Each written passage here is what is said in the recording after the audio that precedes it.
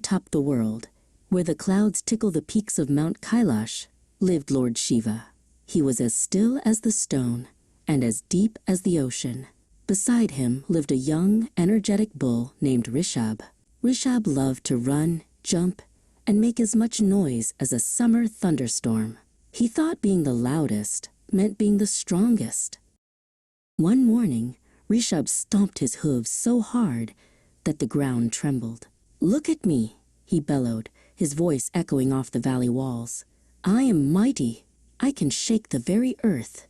He kicked a pile of stones, sending them clattering down the mountainside like a noisy waterfall. He felt very important, making such a big commotion. Shiva slowly opened one eye.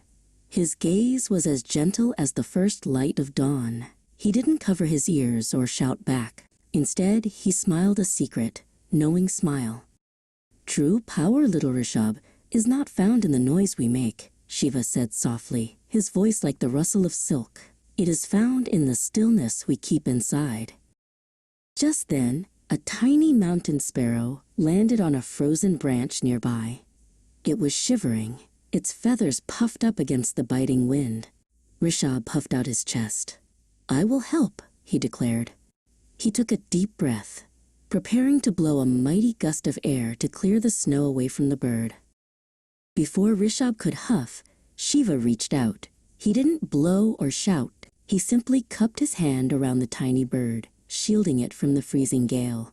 His touch was so light, the bird didn't even flutter. Within the warmth of Shiva's palm, the sparrow stopped shivering and began to chirp a sweet, quiet song. Rishab stopped and watched. He realized that his big huff would have blown the poor bird right off the branch. "Oh," Rishab whispered, his voice suddenly very small. "I wanted to be helpful, but I was just being loud." "How do you stay so calm, Shiva, even when the wind is biting and the world is cold?" Shiva pointed to the silver crescent moon nestled in his dark curls. "Look at the moon, Rishab.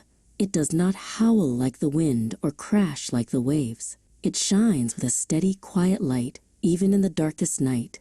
Kindness is like that light. It doesn't need to be loud to change the world." Shiva invited Rishab to sit beside him. "Close your eyes," Shiva instructed. "Listen not to the wind outside, but to the breath inside.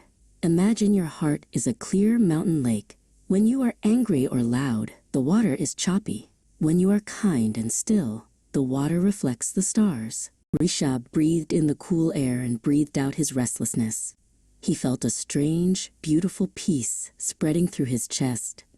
When he opened his eyes, he saw a tiny blue flower peeking through the snow near his hoof. Instead of stomping, he stepped back carefully, making sure the little flower had room to grow. The sun began to set, painting the peaks in shades of gold and violet.